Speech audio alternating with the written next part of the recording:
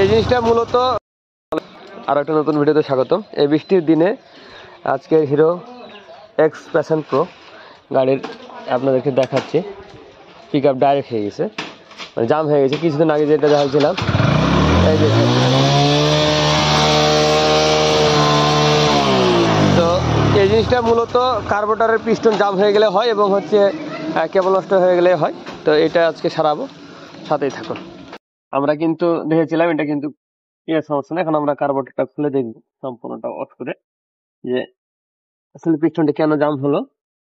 মানে আমি কার্বোরেটরটা খুলে ফেলছি, যেহেতু